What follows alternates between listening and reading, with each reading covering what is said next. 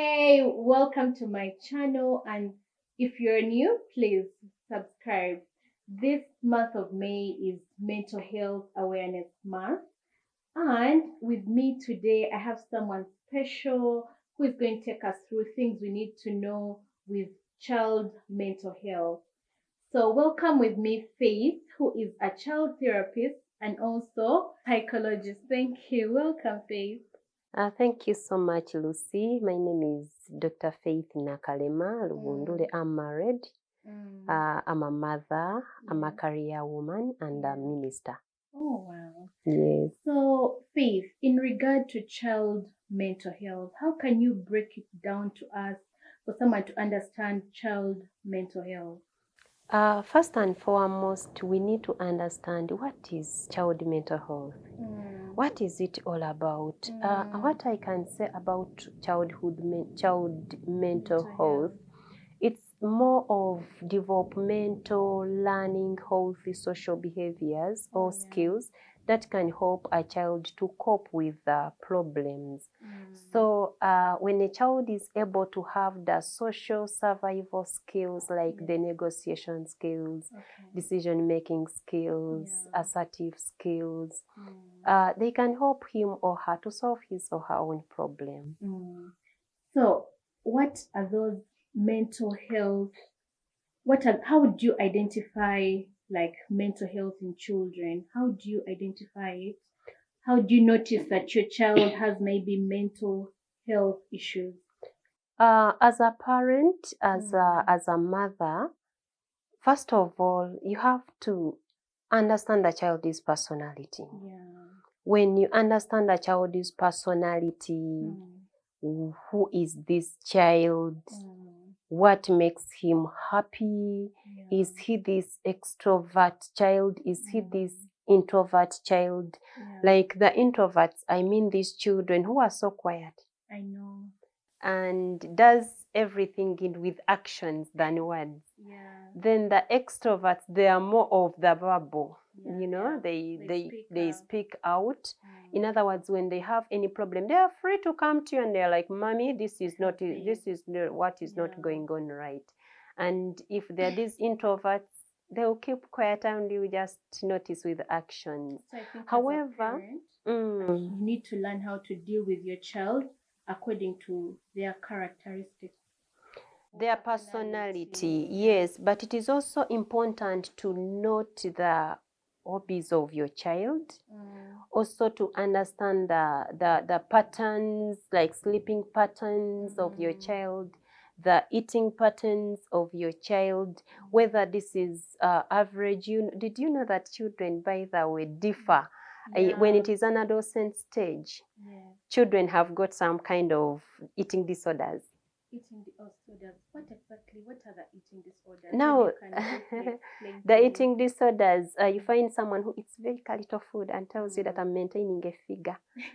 Then others are eating bingo. They have that bingo eating, whereby they eat a lot of food. Someone, you live to 1 kilogram of portion for 2 children, and they eat it when they're boys, and they finish, and you're like, hey, how did you eat that 2 kilograms? But that is all about the eating patterns.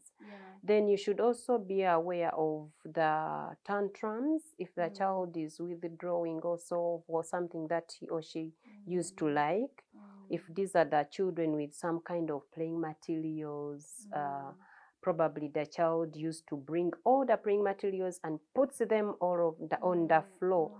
This time around, instead of bringing all the playing materials, picks only one playing material and brings it there, and sometimes even doesn't play with it. So it is important to notice what a child is used to like and no longer interested in it. Like a hobby. Yes, like now some children who are school-going children, like at age of 3, 4, when they come back from school, they can write on the walls, they can even write on the bed sheets, they can write wherever they can find a plain piece. They feel like this, there should be a picture, there should be a letter, there should be this and that, something like which. Yes, so if you see that child is not interested in that, you have to really be very keen as a parent. probably you may go ahead and it's important as a parent to really notice your child. What are some of the interests? What makes him happy? What makes him sad? What takes him, what takes his actions, energies, attention, and what he pays time to. Okay. So in child development, and maybe what really triggers mental health in children? What triggers them to maybe behave the way they are behaving? What are those things that would trigger them? Now, when it comes to mental health in children, I can say we may have, we may not have specific triggers. We can say the traumatic experiences, but this result as child abuse, child neglection, parental interaction, parental divorce, separation of parents. A child today, if parents really fight and the child are watching, they can be traumatized. One, childhood experiences affect their adulthood behaviors.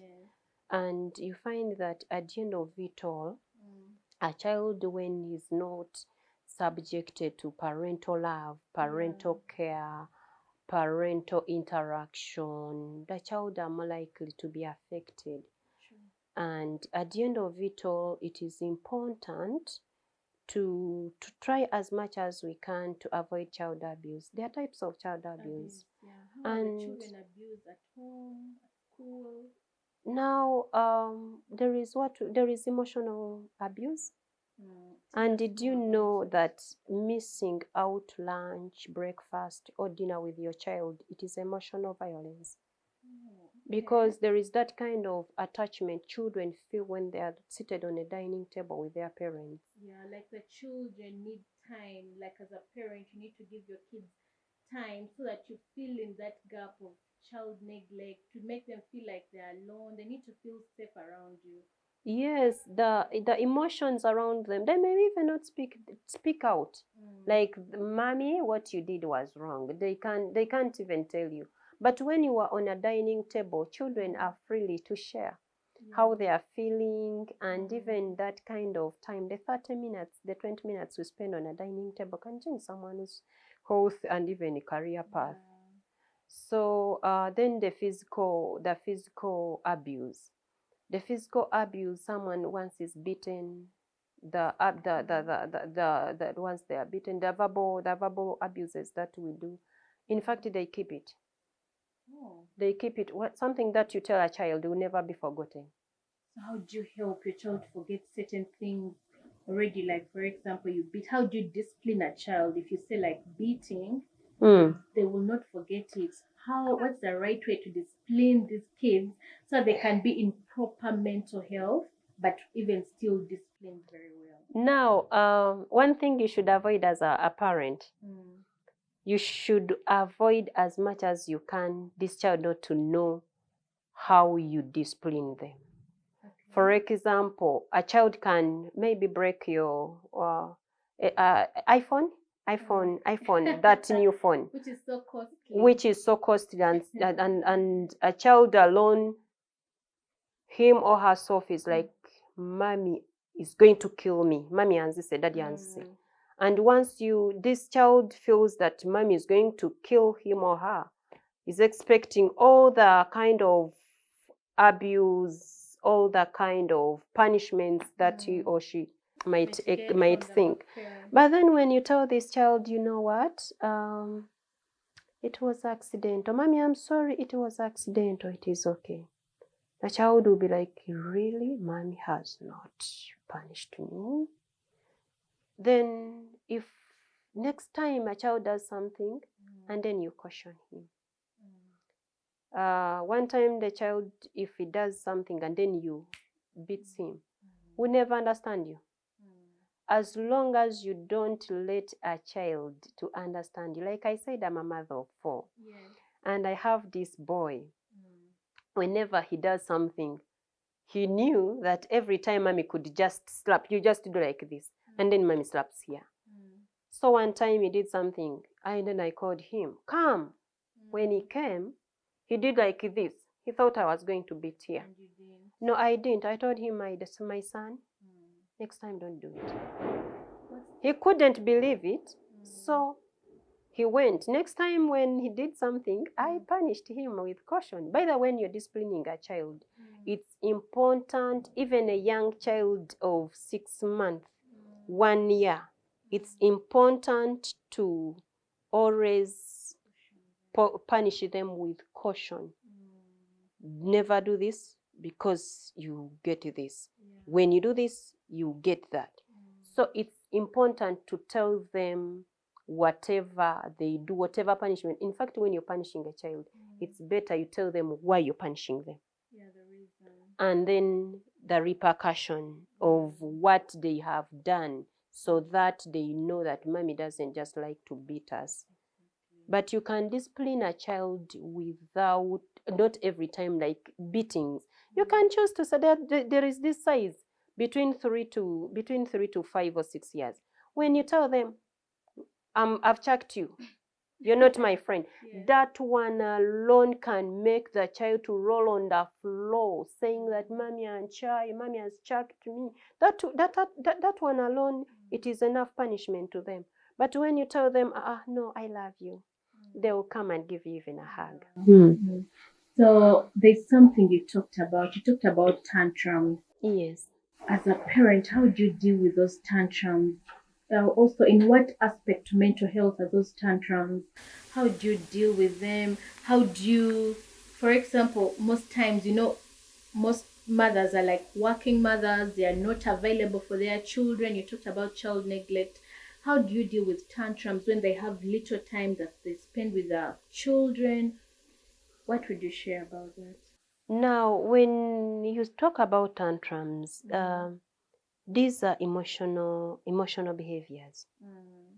Children display, or emotional mental health behaviors, or children display. The child can be taking in so many things during the day. And if this is a child who you live with a maid, if this is a child you live at school, you find that when she comes back or he comes back, he has already taken in, he has tried to suppress so many emotions. And when they come home, then probably at school or during the time that she or he was with a maid, may not be in a position to share everything.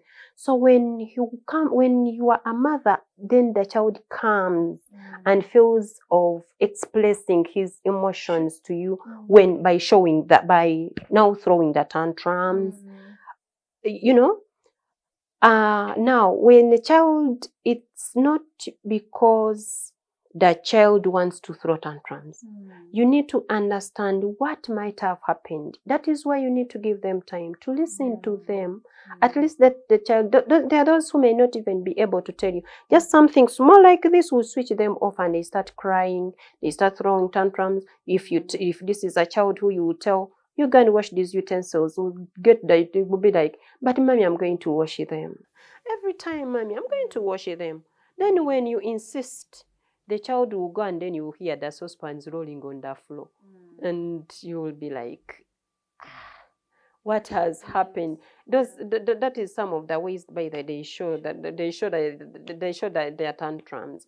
So it is important to listen to them, to give them time. First of all, understand them. They sometimes even a child can come to you. They are attention seekers. When they want to lean on you, but you don't have even time to. It's been a long day at work. Sure. But then here you are, you have to listen to them. They're like, they want to really offload the emotions that they had from school. So it is very much important to give them, to understand our children. As parents, we need to be their safe space. We need to be receiving, accommodative, and to validate their emotions. Yeah. So, Faith, you also talked about something in relationship to neglecting the child. Yes. What are those family values that should help, maybe to help to cover up the space of neglect, especially in this in this kind of era where mothers are working so hard, they don't have time, they are trying to balance work and looking after the children who also have mental needs. What? Now, one thing we need to understand as parents, Yeah. when it comes to hope out on child neglect, on dealing with child neglection, Yes. you find that time is always created. Mm. Time is always created, and it also begins with us as parents, because you can't give what you don't have. True, true. If you are able to give yourself time, then you are able to give time to others. To a child. And when it comes to your child's mental health, it's about listening to them. But when do you listen to them? You find that the unfortunate bit of it right now, family disconnection is at high peak. Yes. You take children out, but you are on phone, on WhatsApp. Oh my God, the phone era! Like everyone, you go for dinner, everyone is on. And on even phone. children have been given tablets. Oh, I know. And which tablets? They are watching all kind of games. They are watching all kind of things that they want to watch. They are on games. They are doing whatever they are doing. So you find that family disconnection alone, when it is time for family, phones away, TV alone. Earlier alone, we used to sit on a round table with our mothers, with our parents, with our grandfathers, grandmothers. And they used to tell us just the stories, even when they were lying. I think some parents there, they know the story of Unjabala. I know. They could tell you the story of Unjabala, and you're like, who is Unjabala? One time they told me a certain story, and I was like, when I grow up, I will tell it to my children. And I've told them, I had to share with them that story. But we really need to create more of family connection, whereby if it is time for family, we need to really switch off our phones. Let the children do whatever they can. They can do. Let them express their feelings, their emotions, their behaviors. There is what we call the observational learning. Okay. What children observe, they are more likely to produce it. Yeah. Like I think we have all noticed some of the children at a particular age, they pay a lot of attention. When you're doing something, they pay a lot of attention to you without saying anything.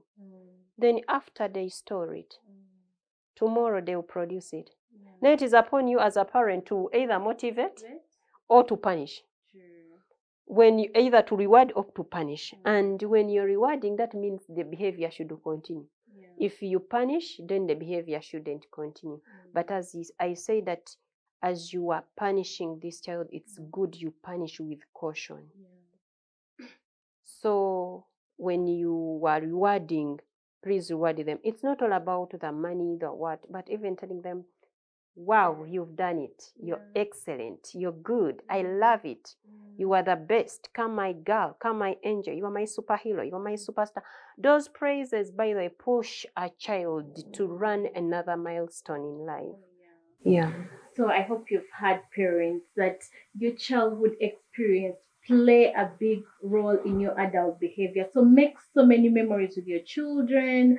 Give them enough time that you need to give them, so that their adulthood can be as easy and you're proud of your children.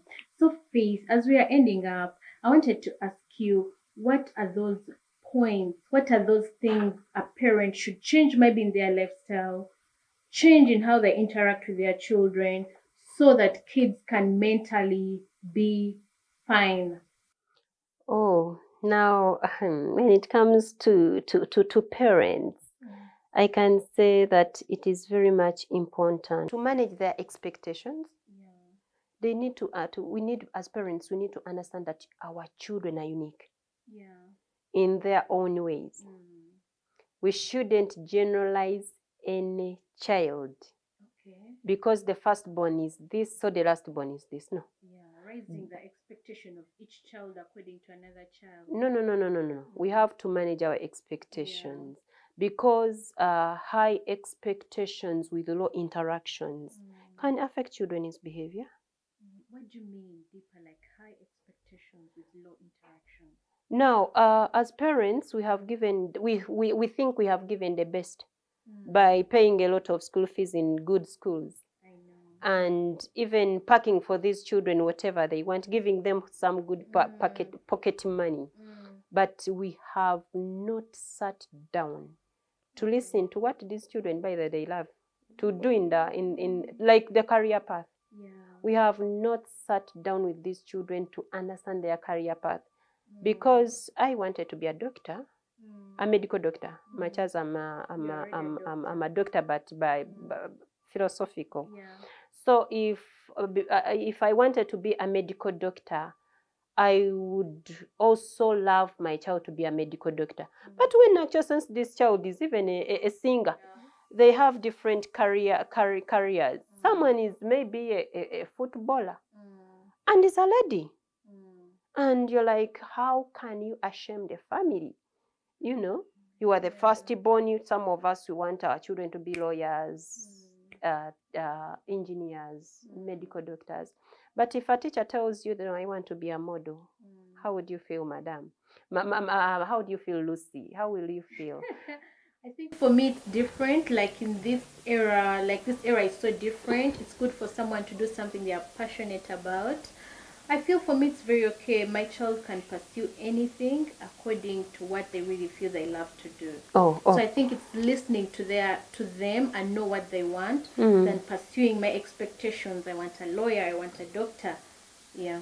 Yes. Then also some of the things that parents can do, we have self-love. For the child or for the parent? First of all, it begins with me as a parent. Because I can't give what I don't have. And as children come with a lot of emotions, maybe unacceptable behaviors, maybe anything, mention it. It begins with me, but also the family. Okay. The family is the first socializing agent for a child's behavior, to teach the acceptable behaviors and to protect them from unacceptable behaviors. So it is very important, as they say, that charity begins at home. A parent to be able to understand his or herself first, to that self-awareness. Then also, because when you're wounded, you are likely to wound others. True. When you're hurt, you're likely to hurt others. There is what we call displacement of anger. Displacement of anger. Okay. Or transference of anger. To the children. So you can have you may have a lot of so many things that have happened during the day, and then you come back home, you transfer it to your child. But when you are aware of yourself, then you'll be able to know, no, I need to see how best I can manage my anger so that I don't transfer to my child. So then also we have that time, attention. People, by the way, there is also attention. This kind of attention we give to our children, it is most important in life. It is really so important in a child's life, to the extent that if a child is sharing with you freely, will be able to tell you even the deepest wound in his or her heart. Will tell you how a boyfriend checked him. And you're like a boyfriend of a child who is 13 years or 12 years. Because they are freely interacting with you. But if you are this person, I don't want to listen to this. In fact, as a parent, you have to be having a listening ear than a hearing ear. These two things are different. When you're listening to your child, a child will be able to give you more and more things. One time, one of my child who is an attention seeker because of her personality. She told me, Mommy, I'm talking to you, but you're on phone. I said, oh, my darling, let me put away the phone such that now I give. And when I put down the phone, she laughed and she said, Mommy, today what is it? Like you, today what is it? Because this kind of attention now you're giving me. I was like, no, you deserve the best of my time. You deserve the best of the time. From that day, everything changed. That she was very, very introvert. Sometimes she couldn't just express herself. But now she's very free, and now I'm aware. When I'm at home, at least I try to hide away the phone, much as I'm somehow addicted to social media. I know. So the most important thing, parents, is we need to put away those things that distract us from giving time to our children. The phone, if it's work, we need to put them aside. And also, if you're watching this and this really has inspired you, please go and subscribe to my channel. Give me a thumbs up, or even like, or you can share it with your family and friends who would know this. So as we are closing up, Faith, Dr. Faith, tell me what you talked of family connection. So wind it up for us so that we can. Family connection, attention. Children they love it when they feel safe with the mother. People they trust. Sometimes I think as parents, if we are very keen, we have noticed that when we come back, like from work, either dad or mother, when the children are watching TV, you see everyone running to their bedrooms and that hiding in the dining room, either running to their bedrooms or going to the dining rooms or to do what, to hide, because they fear you. There is something to do with fear and respect. So when you give them time and they feel, and yet this is the very time that they would come back to hug you, to tell you, to ask you how the day has been, Mommy, how that has been, Daddy, they just run away. But eventually, after dusting off or after hiding, after breathing, inhaling, and they're like exhaling, inhaling and exhaling, they're like, welcome back, Mommy. But when this is a very, first of all, peace starts from the home. You can first of all create a peaceful environment from home. It feels safer for the child's mental health. It feels safer for you as a parent. It feels safer for everyone. Like when you have peace, you are able to go out there and everything moves on well. But if there is no peace, like you're already disorganized, you're likely to displace anger. So as a child, as parents, what I could urge you, by the way, parents or parents out there, in regard with the child's mental health, we should avoid anything that triggers mental health among children, like quarreling when the children are watching, having misunderstandings when children are watching. For them, they are paying a lot of attention. And tomorrow, I think all of us, we have asked ourselves concerning domestic violence. But why is it that domestic violence is on a high peak or everything? These children watched their parents probably when they were growing, and they had to transfer it in when adults, because they never had enough time to dissolve what they had seen. So it is important as parents out there to create a safe environment for a child, because a safe environment for a child is the mental well-being for a child. Thank you so much, Dr. Faith. You're I'm also going welcome. to leave Dr. Faith's number in the description section. If you want her, if you want to talk to her, if you want her to talk to your child, her number, I'm going to leave it below. Thank you for watching. Bye. Thank you, Faith. Okay. You're welcome, Lucy. Thank you. Okay.